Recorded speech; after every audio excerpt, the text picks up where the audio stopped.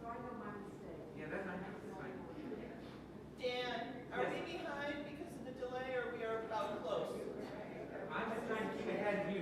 that we sort of meet in the middle. Okay, So, just making sure. yeah. I know it's not that far, but it's enough. Yeah, just watch my beat. Yeah. Yeah.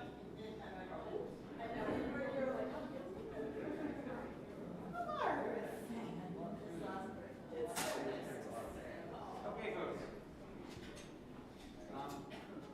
Please do remember to always carry over that the part where the dotted line is. Let me find one of those. You have measure 31, for example.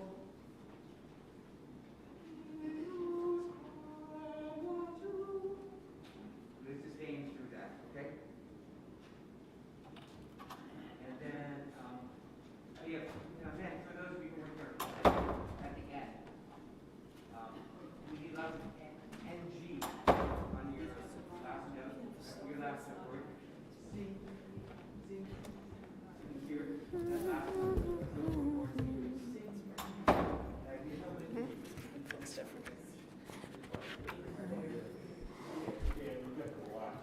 How is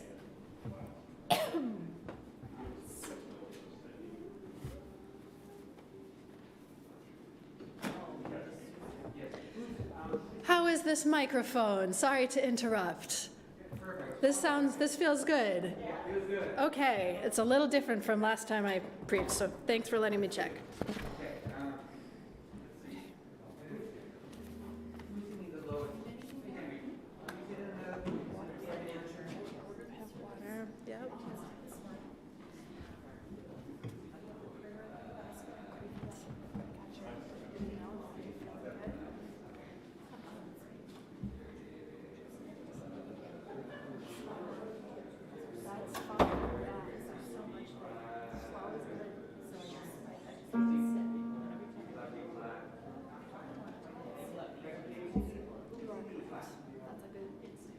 Okay, we have two E flat. Great. All right, let's start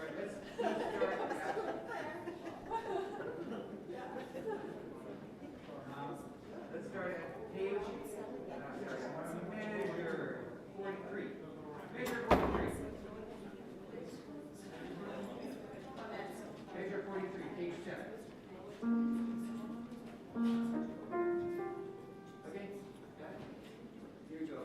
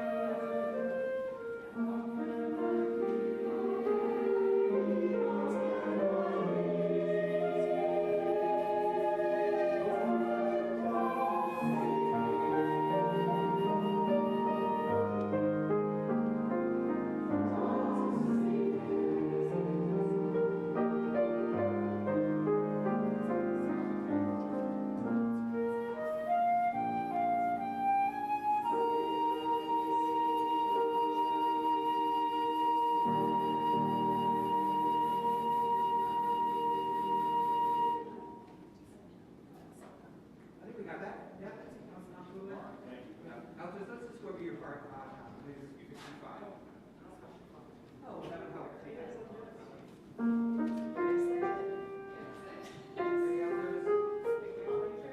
55. You're never going to catch that really quick breath after the first note of 6.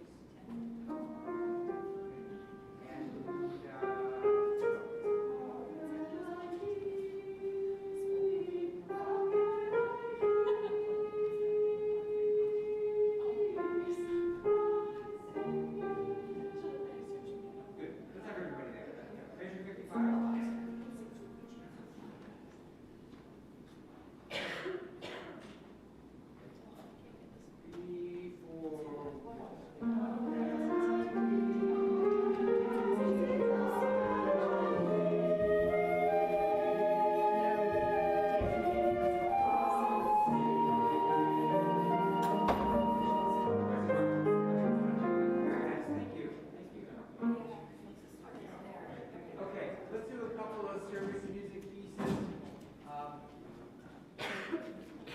Sarah, you want to go over number 6 just to play it once?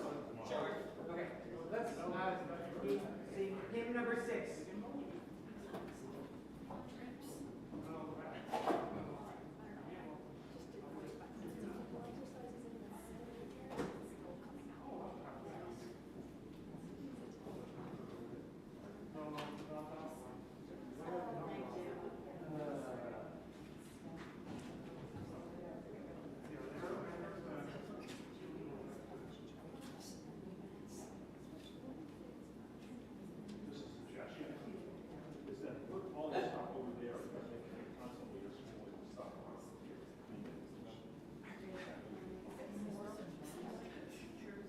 Bob is working on a solution for us.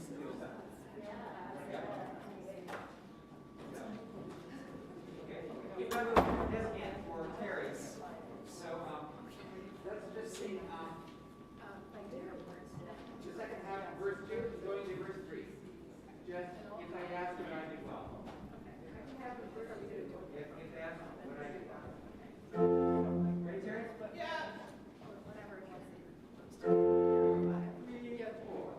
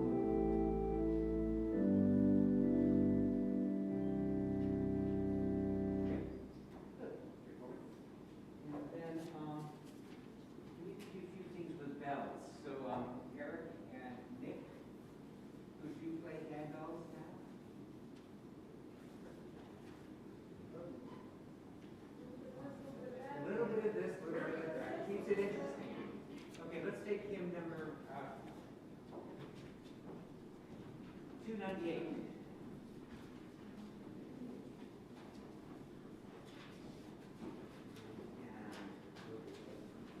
So, yeah, let's see.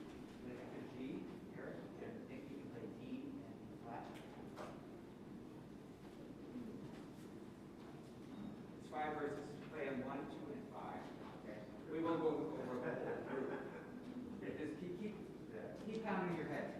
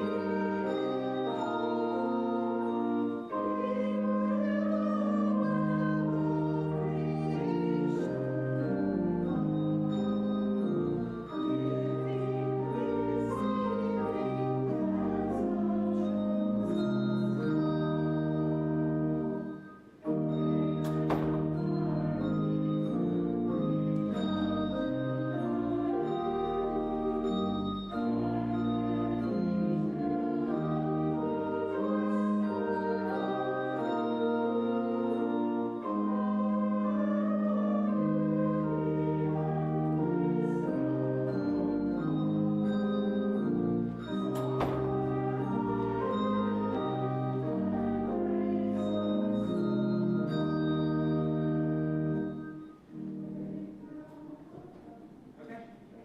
Sounds lovely. No, we do all 5. We do all 5. Make sure they got the sequence. 1, 2, and 5. 1, 2, and 5. Yeah. Okay. And then, if you could stay there, and I want to practice another piece with bells, which you're just going to improvise apart. In number 362.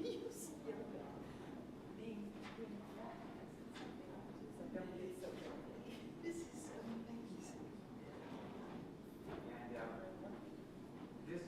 a round. I'm curious, have you guys ever sung this?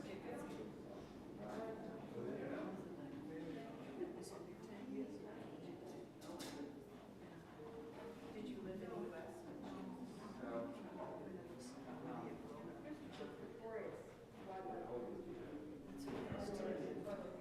So, I'll probably leave this one front, and maybe you need one more person to help do the jazz. Could you come to the front with me and lead one of the groups? So, probably what we'll do is maybe divide right down the middle here. You can be on this side, and I can be on this side.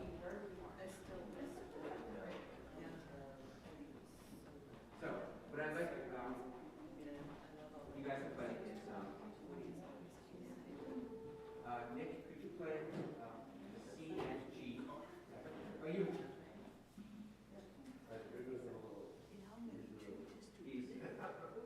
Oh, actually, why don't you swap that? Yes, yes, sir.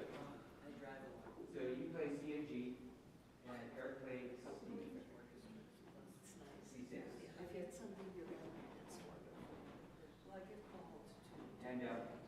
And Nick played a gotta have one C and G, one per bar. So yeah, and this is rhythm throughout. Okay, so you play 1, ready, 1, 2, 3, and then you play alternate measures.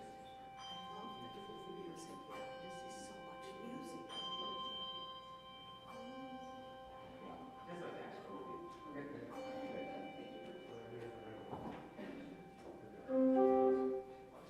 Let's sing it a few times in unison, okay? Here we go. And then we'll do the round. 1, 2, 3.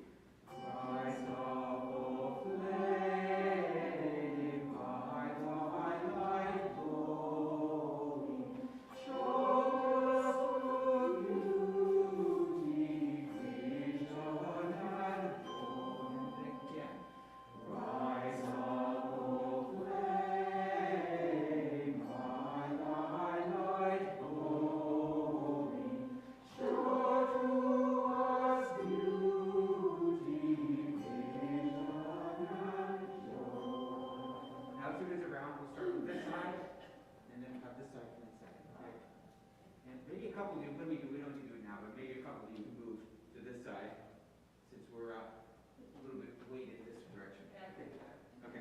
Here we go.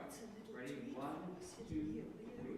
Rise up, O flame, rise up, thy glory.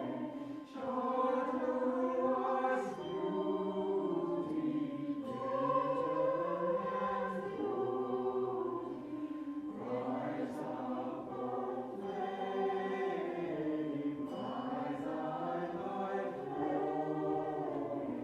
Show us beauty, vision and glory.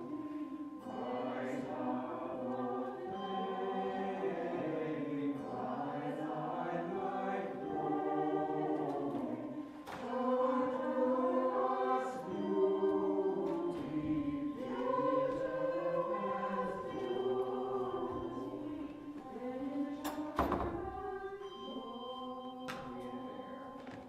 you hear just the one sentence voice name. Is that clear? Yeah. Beautiful, thank you.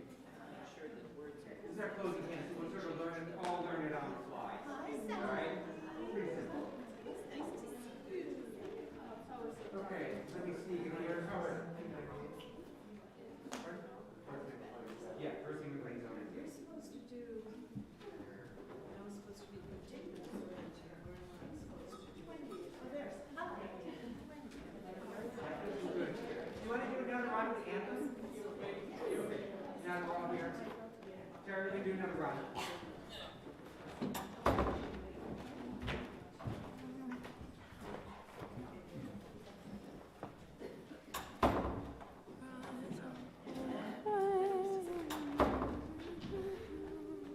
Sing to us beauty, vision, and joy.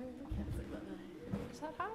Well, I sing, I'm a contralto, so I sing like Really? the tenor part. Yeah. Cool. That's fun. I just like went running out the door and I just heard boop, boop. Downstairs. She's off somewhere. Reminds me of when the cat goes on like on zoomies around the house. You just hear like It's kind of like a cat. A little bit. she's like a very friendly cat. Very from the cat. I love the little bear.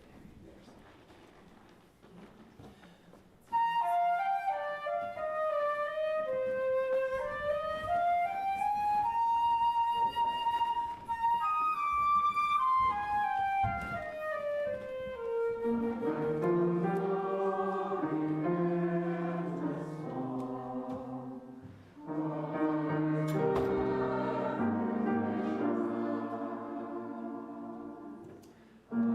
you.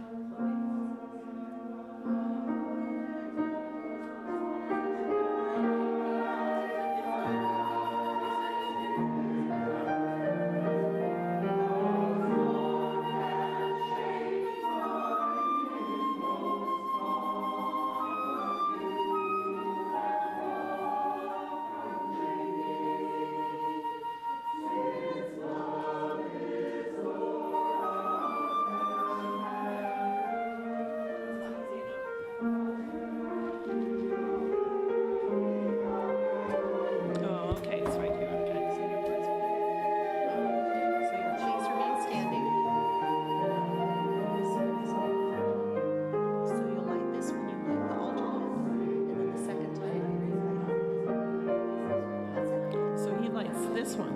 And this one? No, just this. No, he doesn't light the chalice. Just that one. Okay. So, because you're coming up to this, Okay. first time no talking, 3 candles, 1, 2, 3. The second time, this, less that.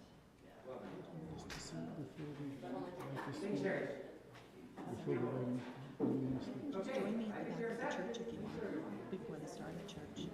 Because No, I mean for before we actually do the chalice line. you were saying you were going to be in the choir Yeah, loft. but I'll come down during the last. And I would just sit close, anywhere close. Okay. Okay. Okay. My one question is, so he has 3 candles. I know it's he's doing it. Usually we practice, let's practice. So come with me.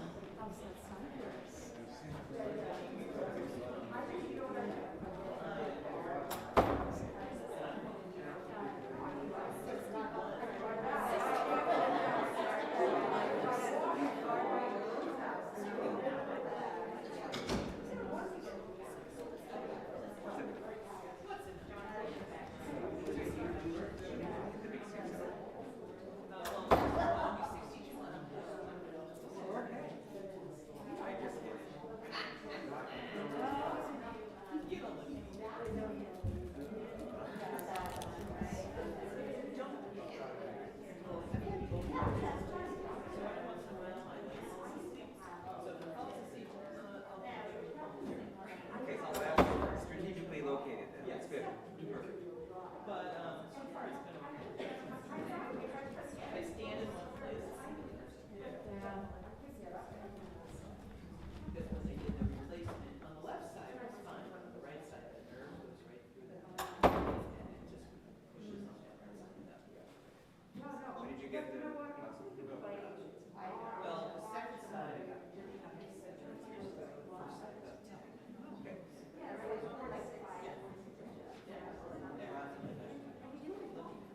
Fine. Parts of your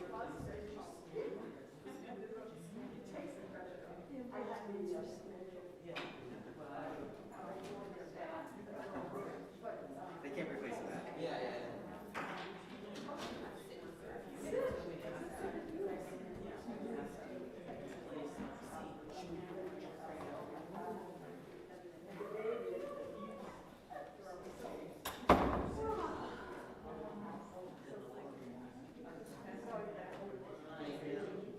I'm so lucky. Right?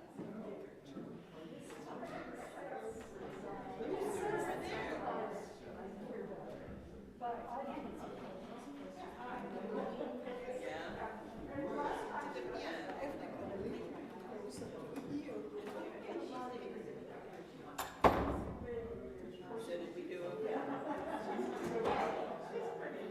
Oh, good. We're trying.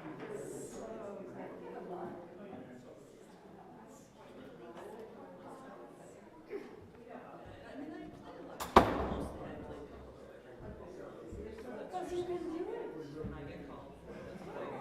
Everybody calls me. I know a lot of flutes. I mean, Susan is great too, but I know a lot of flutes who used to play fiddle, which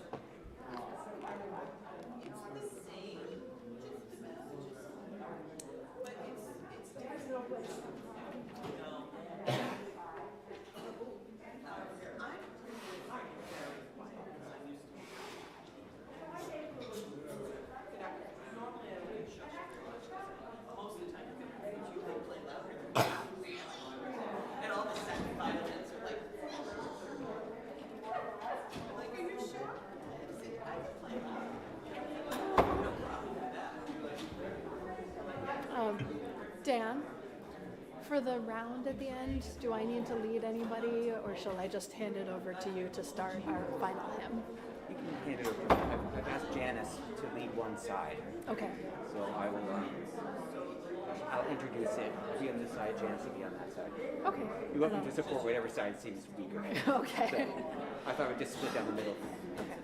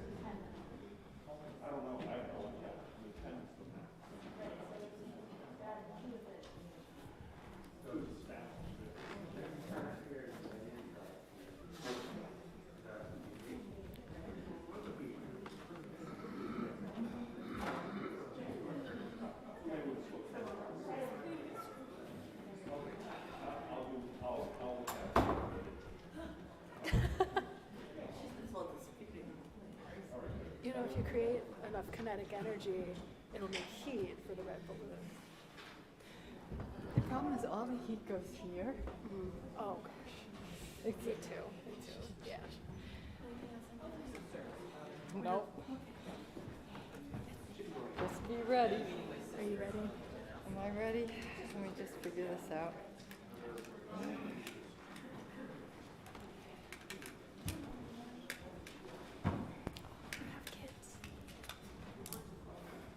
Uh-oh.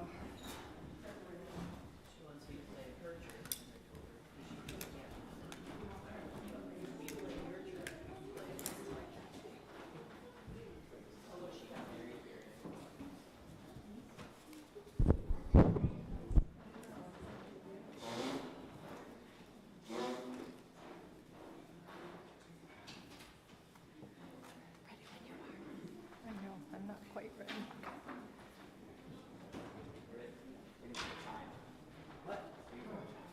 Oh, good, the humans come up. That was my last worry.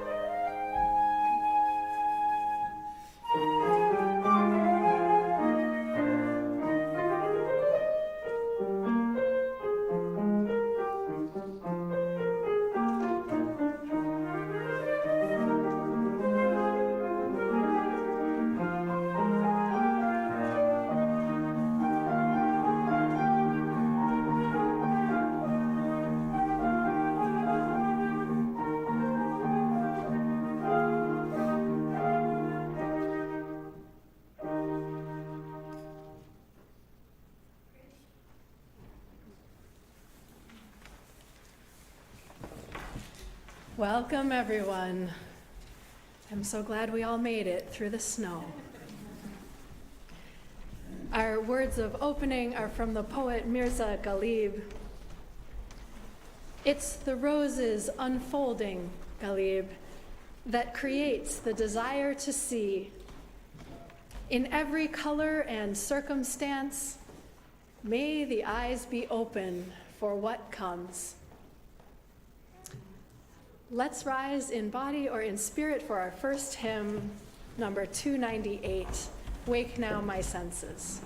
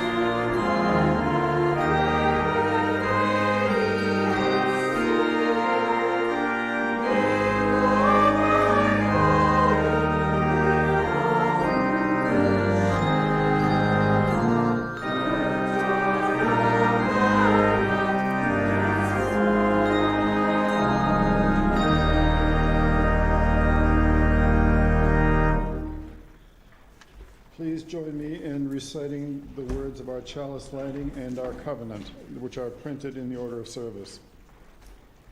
May the light of this flame illuminate lives and strivings of the Spirit. May it heal misunderstandings And strengthen love. Love is the doctrine of our church. The quest for truth is our sacrament, and service is our prayer. To dwell together in peace, to seek knowledge in freedom, to serve humanity in friendship, to the end that all souls shall grow into harmony with the divine. Thus do we covenant with each other and with God.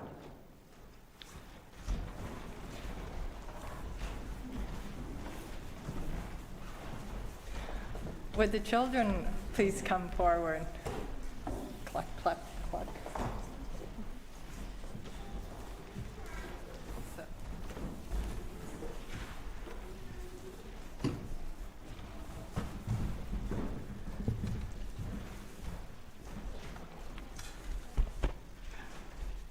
You can sit down. You can sit down. Oh, good morning. I thought we'd play a little game today. A little game, what do you see? And I'm going to call on Robin and Mel to help me. And let's see, yeah, Robin, could you stand there and Mel right there? And watch for the candles behind you. That's not the game we're playing today. Exactly, that is not the game. Okay, so what I thought I would do, and Annabelle, why don't you come like over here so you can see, because this is a seeing, you might want to get where you can see. And good, I feel a little lopsided over here. So here we go, let's play the game. This is the game. You guys can all play with us. So I'm going to show Mel a picture, and I'm going to show Ashley a picture. No, I'm going to show Mel a picture and Robin a picture. Sorry, Ashley. I worked it out differently in my head. And then you're going to see the picture and remember what you see. Is that okay with you, Mel? Can you do that? Remember what you see, but don't say anything. Same rule for you. Then I'll show you guys. Same rule. See what you see. Don't say anything. Okay? We all going to play nicely? Good. All right. Ready? Here we go. You got it? Okay, you ready? You got it? It's easy, right? Okay, ready? Okay. Mel and Robin, I'm going to count to 3, and you're going to tell the congregation what you saw, if anything at all, okay? So, 1, 2, 3. Young woman. Oh, let's do that again. That really confused me. 1, 2, 3. Young woman. Without saying anything, who's right? What did you say? An old woman. Raise your hand if you think Robin's right. Okay. All right. And what did you say? A young woman. Raise your hand if, and this isn't a personality contest, okay? This is just science. Raise your hand if you think Mel is right. A young woman. All right. It's crazy. All right, let's play it again. Something's off. Something's off. Okay, ready? We're going to do another one. I got an easier one. I was hoping I wasn't have to resort to this, but here's an easier one. Okay, here's one. All right, guys. There it is. Okay. 1, 2, 3. Two faces. I thought we talked about how we were going to agree on the message before the service. Remember when we practiced? All right, 1, 2, 3. Two faces. Raise your hand. Mel, what did you think? A chalice. Raise your hand if Mel is right. Okay. Robin, raise your hand. What did you say? Two faces. Two faces. Raise your. All right. Well, all right. Looks like an election. All right. Last game. All right. Weren't you the guy with the vinegar? Yeah. All right. Here we go. Last one. You got it? This one's very easy. Got it? Ready? Shh, shh. Okay, what is that? We'll see what it is. I'm sure there'll be an agreement. 1, 2, 3. A male on a horse. 1, 2, 3. A male on a horse. Okay, here we go. Let's figure this out. Robin, come on over here. Could you please show Mel how you saw an old woman? Well, if you look at it, there's her chin, there's her nose, there's her eyes, and there's her, like, belly thing. Hmm? Her chin's down here, that's her nose, and that's her eye. Oh, and like her mouth is right here, Yeah. and she's wearing a head Yeah. wrap. Uh-oh. Yeah, that's the old woman. All right. And what about the young woman? See, she's looking off this way, This is her hair, and her eyelash and nose, her ear and her chin. Oh, and that's like a necklace there. Yeah. Look at that. Were they both right? Do you see it now? Raise your hand if you don't see the two faces yet. Isla? So, okay, ready? Old woman, young woman. See that? All right. Now, here's the nose of the old woman. Here's her eye. And she's looking downward like this. Do you see her? Do you see the old woman or the young woman? Now, the young woman, oh, she's so elegant. She's got a fancy hat with a feather coming over and a big hairdo and a pretty ear, and that's her chin and her little eyelash. Right.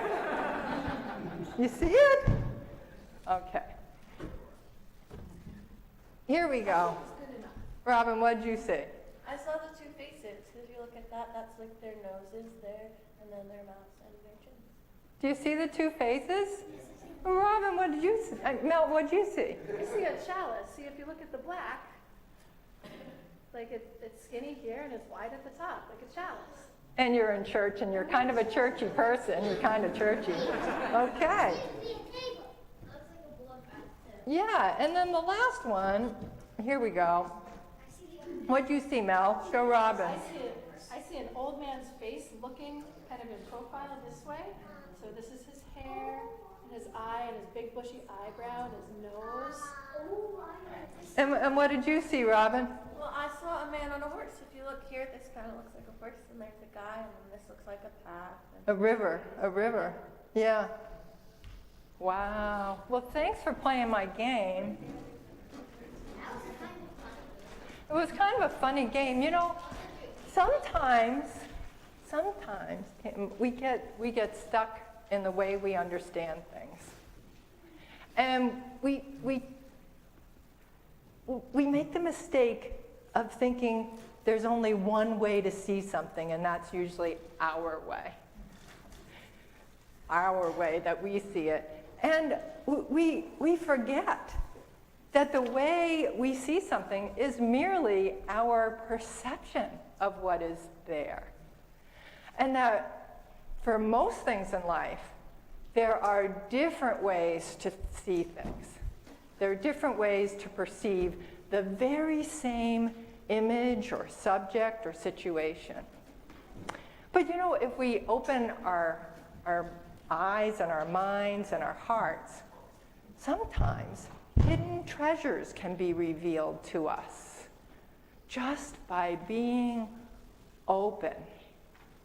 And when we are open to other people's perceptions and other people's way of thinking, we invite their ideas, and at the same time, we invite our own imaginations to open up and see the world differently. We open it in a way that actually allows us to be more creative, more expansive, and even more joyful in life. So, when we can step out of ourselves in that way, we can actually think outside of the box. And when we're able to do that, we can imagine the good that could be created if.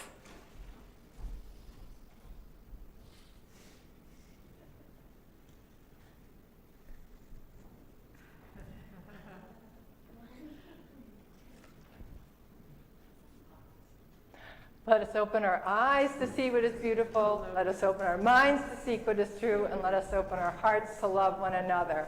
Well, we do have some chicken visitors today, so we're going to wait at the door of the Red Balloon before we go in there. What? Oh, yes, and you can keep your shoes on. Thank you, Robin. All right.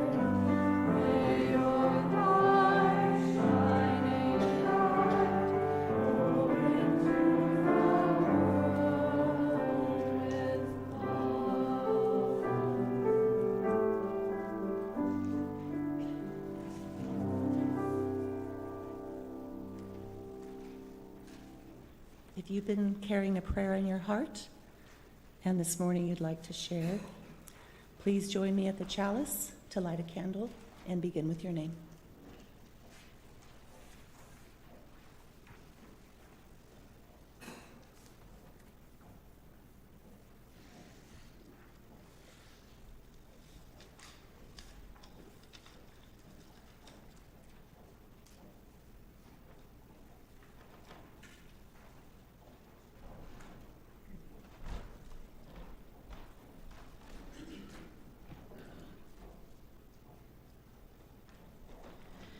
Hi, I'm MJ Lanham, and I wanted to light a candle for my friend Dallas. He and his wife Jackie, who's also a friend of mine, moved to Portugal a couple years ago to retire. And he just found out recently that he has pancreatic cancer, which is a pretty devastating type of cancer. And he's started chemo, but it has been very exhausting. And they've decided to stay in Portugal, and they're receiving excellent health care there. There's an incredible institute for pancreatic cancer near their home, but they are far from friends and family, and just holding them close in my heart.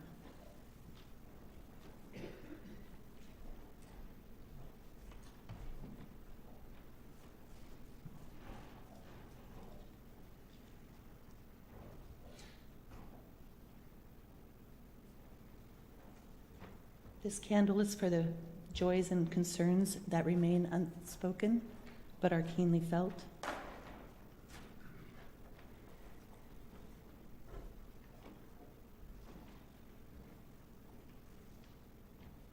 And this candle for the pain and suffering in the world, waiting to be noticed and waiting for a response.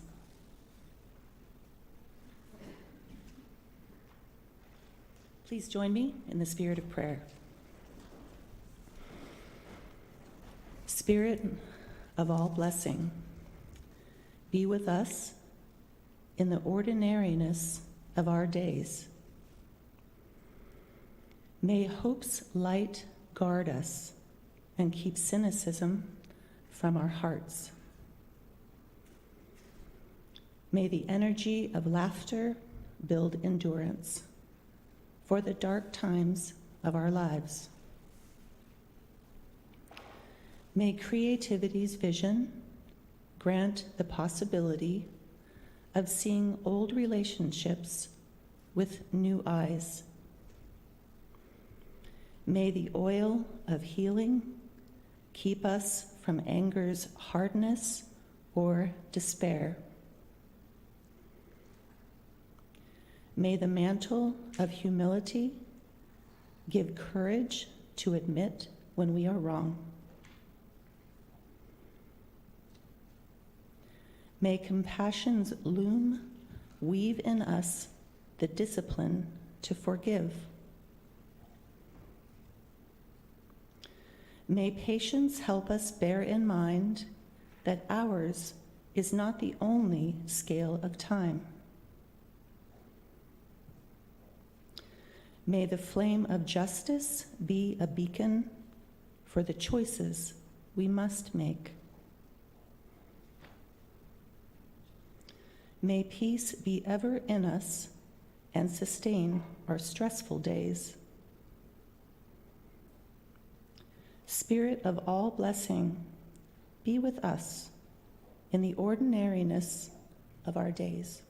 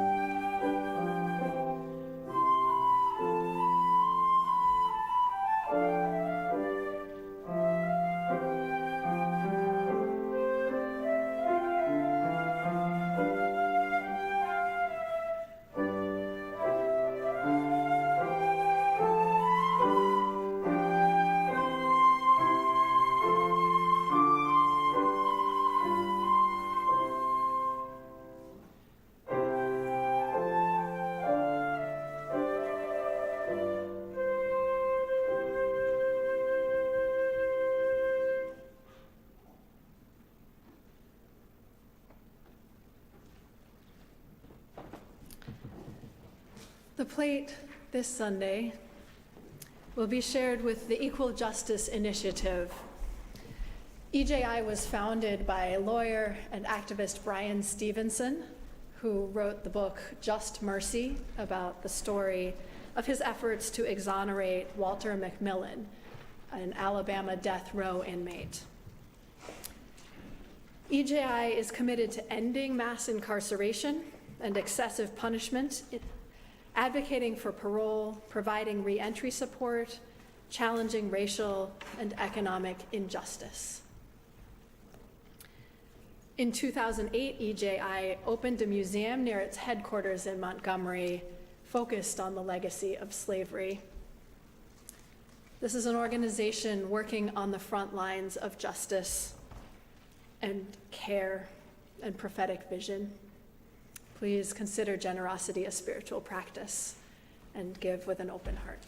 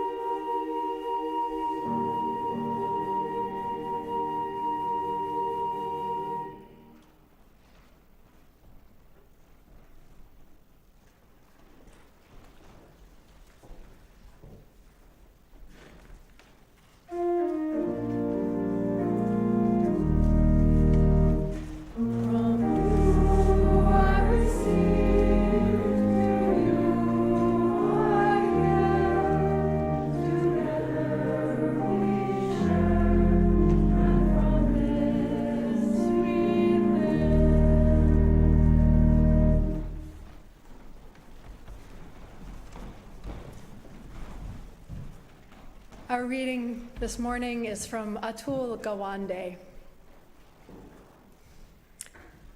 Bill Thomas was 31 years old, less than 2 years out of a family medicine residency, and he had just taken a position as medical director of Chase Memorial Nursing Home, a facility with 80 severely disabled elderly residents.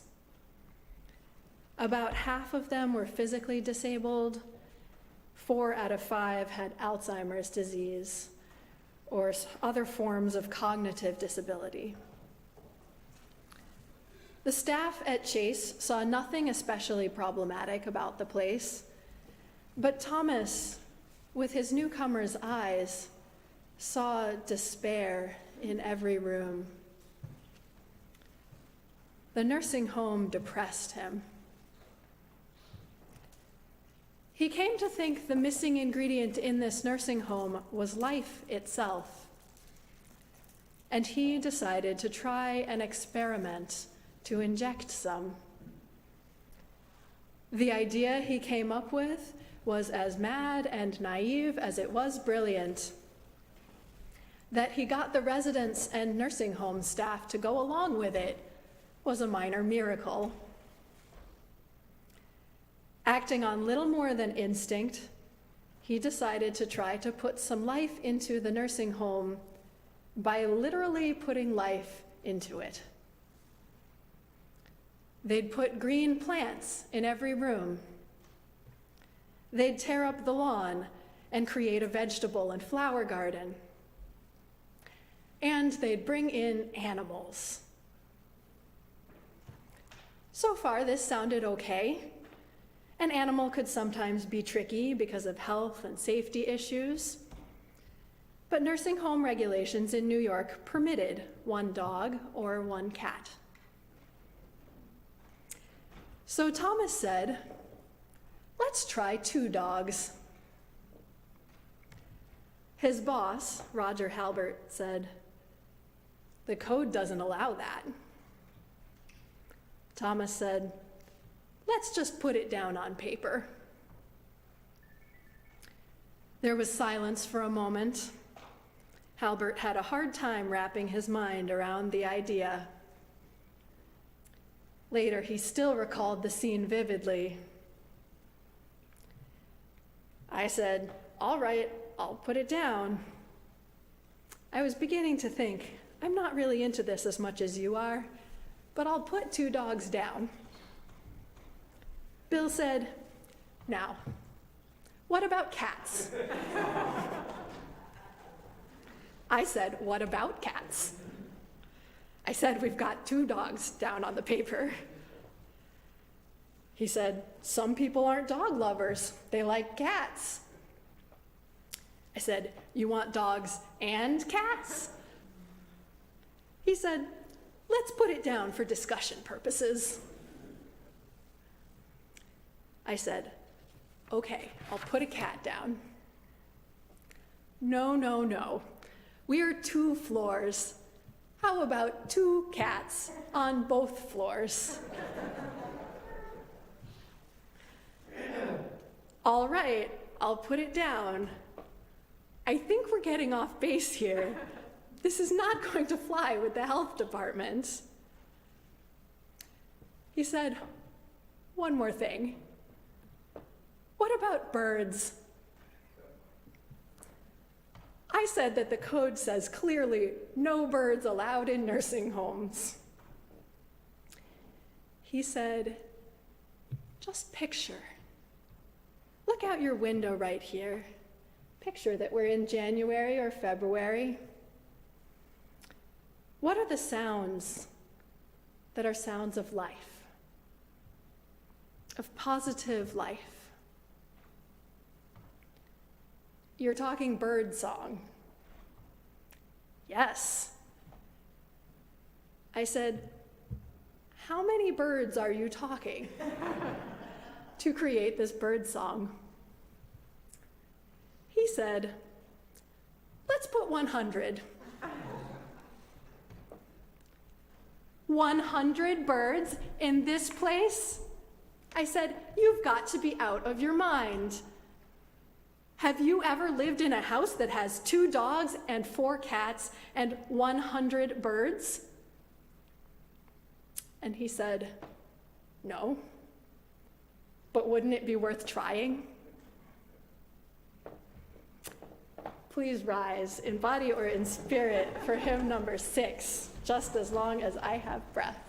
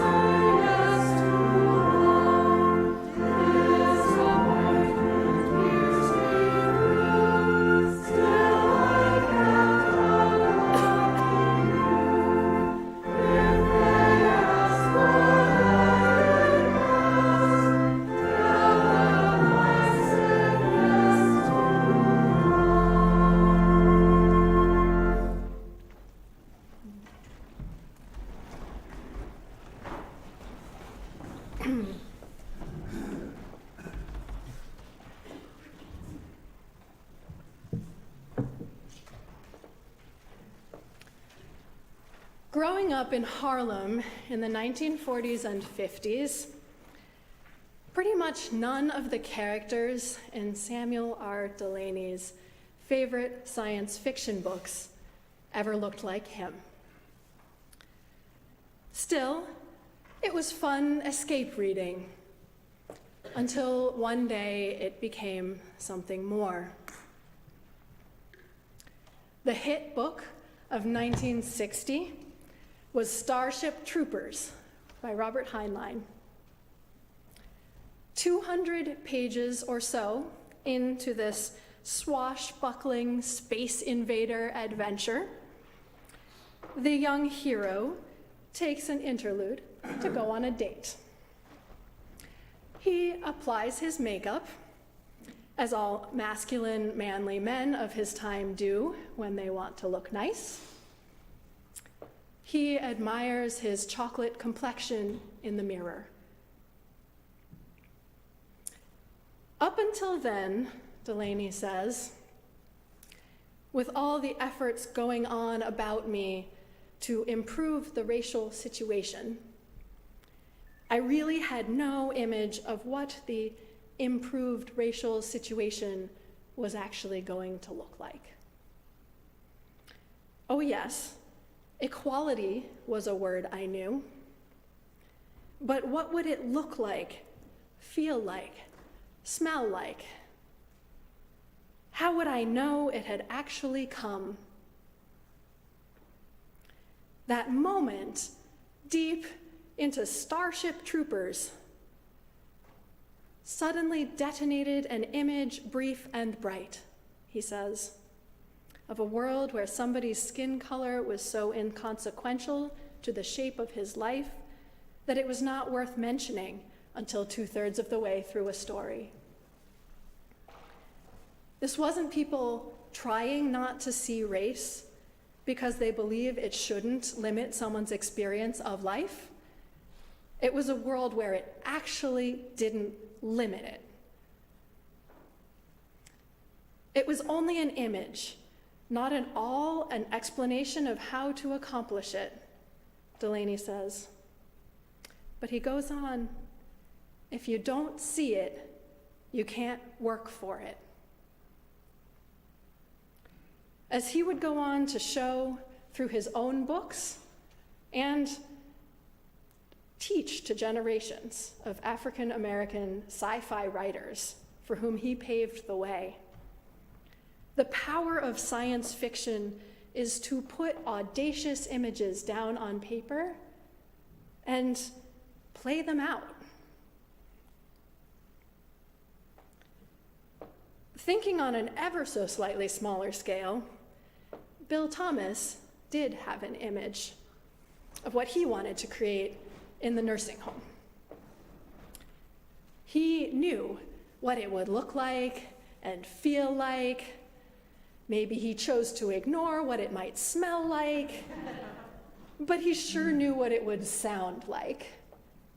Birdsong. The 100 parakeets showed up all at once, shortly after the dogs and cats, and shortly before the bird cages. So the delivery driver released them into the resident's beauty salon and left. When the cages did arrive, they were packed flat and needed to be assembled. Everyone helped, even the skeptical. Just picture the nursing staff trying to corral 2 freewheeling birds into each cage as it materialized. Their own kids invited in the name of bringing yet more life, helping out, lining the cages with the newspaper, the residents pitching in wherever they could, but mostly cracking up, watching everybody's antics. It was messy, but if the idea was to make things more lively, it was on the right track. And that vision of life kept unfolding. The birds and dogs and cats and children, and by now some rabbits and chickens, were giving the residents a reason to live, not just to survive. One accompanied staff on bird care rounds instead of sitting motionless in the hall all day. Many observed their new roommates and tipped off the staff about the birds' care needs. One man who had stopped eating or even getting out of bed after his wife of 60 years died began positioning himself in bed so he could see what the birds were up to. Next thing you know, he was volunteering to walk the dogs. Nobody had been quite ready, even the person whose idea it was. But the status quo had been too painful to ignore. And the vision was a vision of life. Everyone rallied to rise to the occasion. And it was all possible because Bill Thomas's team was willing to take his idea, audacious as it was, and at least put it down on paper, even if they weren't 100% on board yet. That image of birdsong, of a cacophonous, life-filled home, it stuck on paper and in their hearts.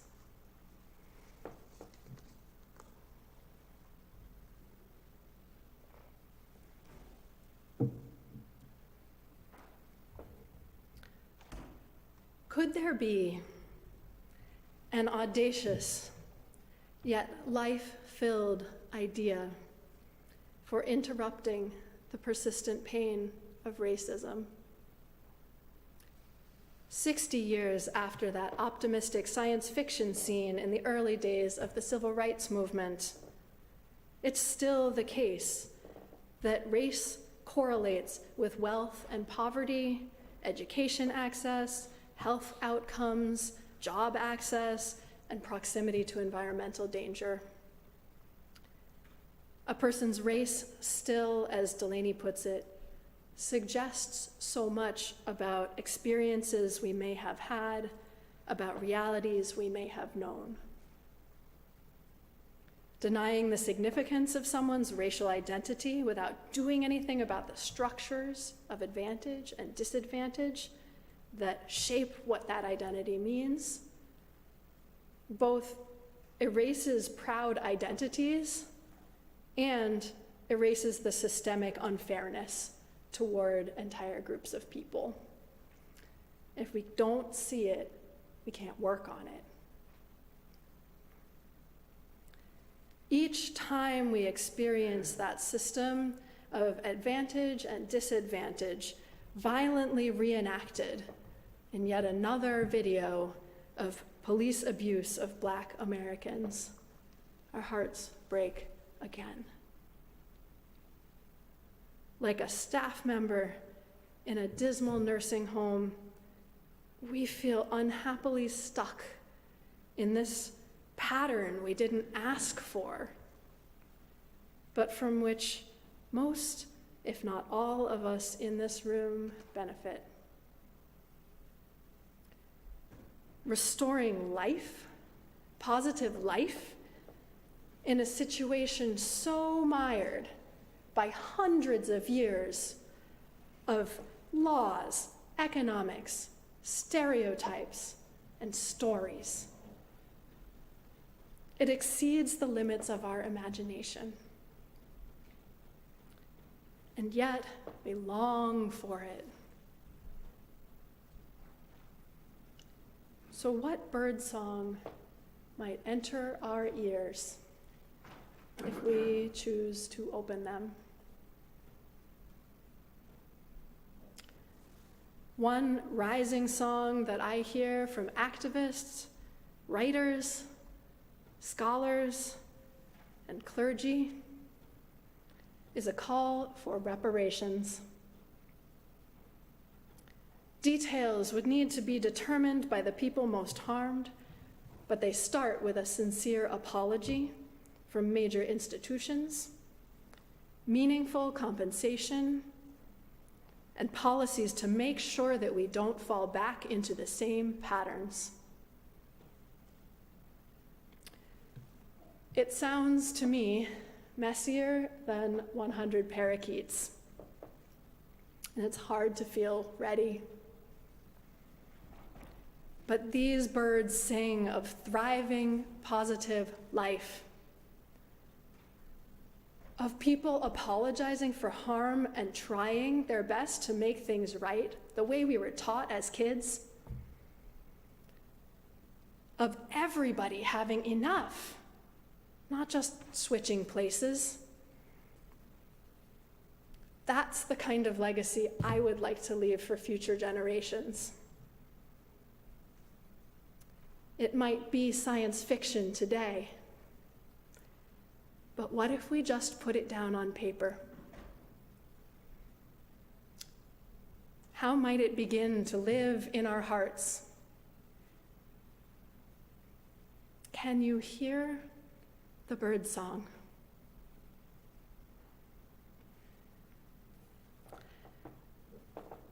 According to multiple gospel accounts, Jesus was fond of the phrase, "Let anyone with ears to hear listen."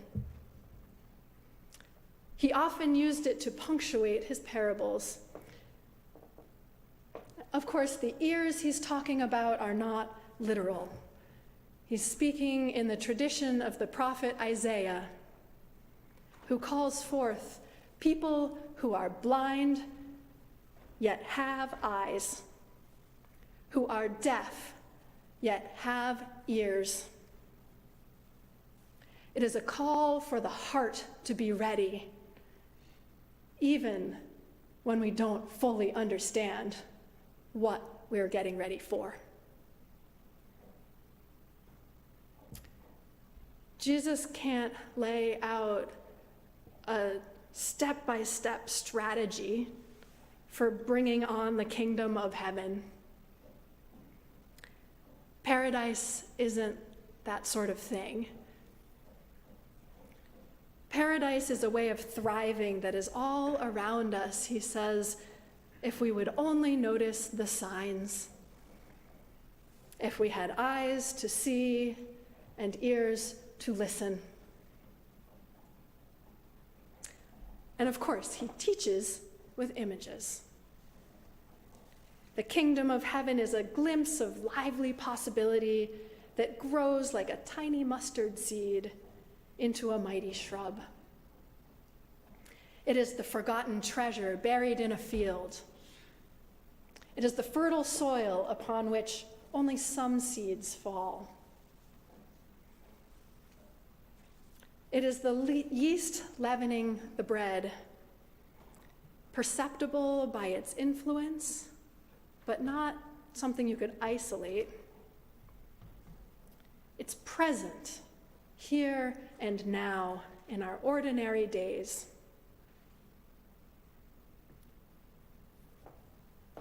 He gives us these images because he knows that images can live in our hearts, even while our minds are still at work playing out the details.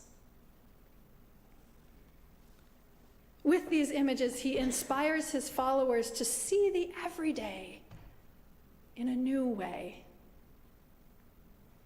open to new possibilities. Early Christians responded to that call by trying to live in new, inclusive kinds of communities. Those evolved into monasteries and churches. It was messy. It's still messy. But we wouldn't be here without that. Jesus' vision of the kingdom of heaven all around us might have sounded like 100 parakeets at the time. Can you imagine Matthew or Mark, any of Jesus' followers, looking for concrete solutions to Roman oppression, poverty, even the challenges of daily family life,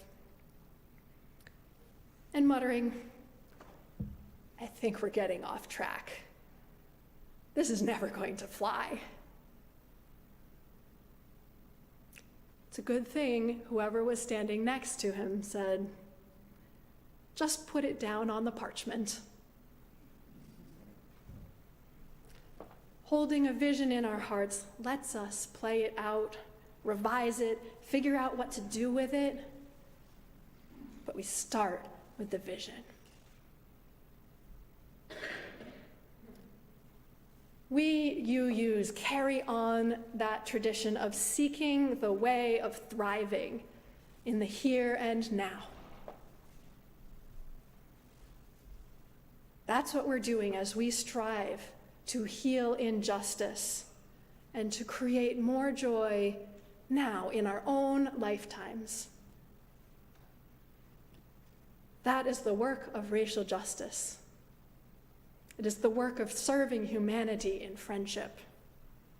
It is the work of becoming a world where love has more sway. May we open our ears. May we open our eyes. May we open our hearts to the audacious song of life.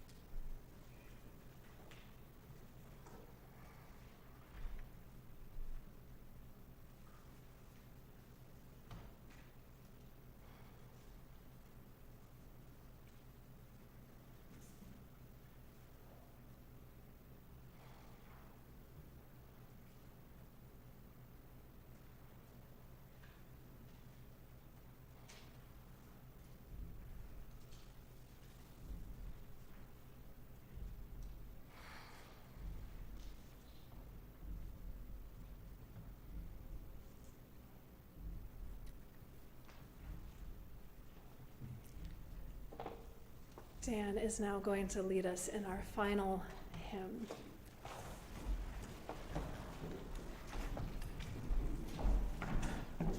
Let's turn to number 362 in the hymnal. This is around tree we're just going to learn on the fly. So what I'd like to do is have us all sing it 3 times together. Let's stand as you're able. Then after the first time we'll do this around, starting with this side as the first entrance, and this side as the second. Janice will help lead this side. And the bells will help us keep it tuned. Eric, can you please see your seatbelt? Okay. Here we go, choir. 1, 2, 3. Rise up, O flame, by thy light glowing, show to us beauty, vision, and joy. Rise up, O flame, by thy light glowing, show to us beauty, vision, and joy. Rise up, O flame, by thy light glowing, show to us beauty, vision, and joy. Rise up, O flame, by thy light glowing, show to us beauty, vision, and beauty. Rise up, O flame, by thy light glowing, show to us beauty, vision, and beauty. Rise up, O flame, by thy light glowing, show to us beauty, vision, and beauty, vision, and joy.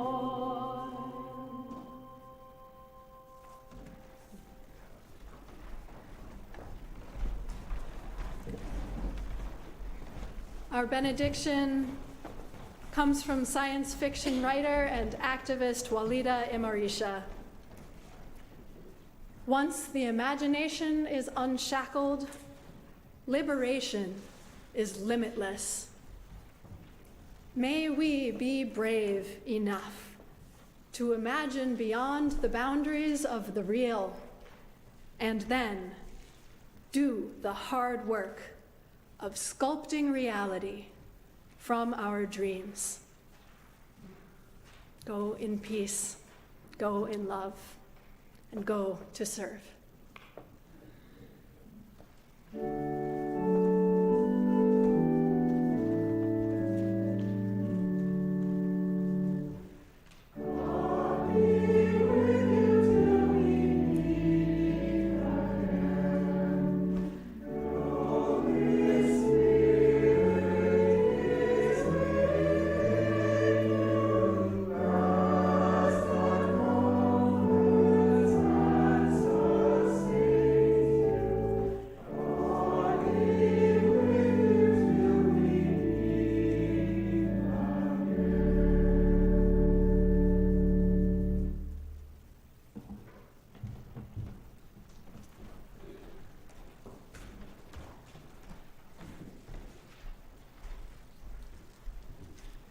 Please join me. Carry the flame of peace and love until we meet again.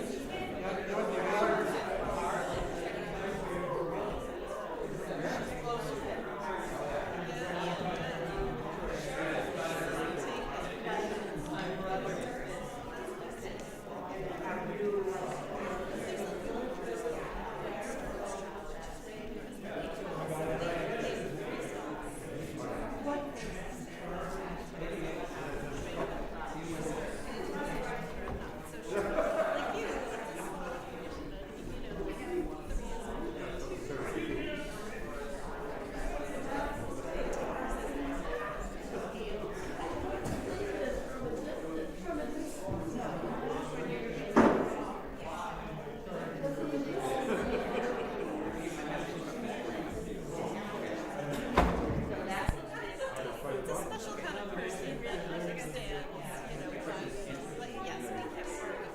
Oh, in fact, it's typically. It's just she's far.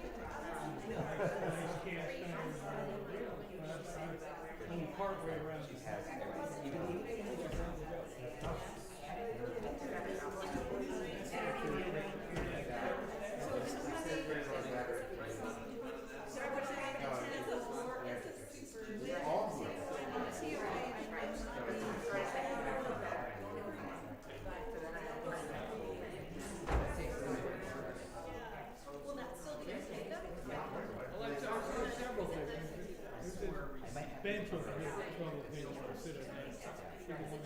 Blue tape on there. What's over there? That one's all. No, exactly the same. It's the only one that doesn't have the thing. My son has. Worked on these benches. Nancy Kinder. You know, books anybody, right? Sit over here, and the bench came through the wall, almost knocked her over. And she was the building committee.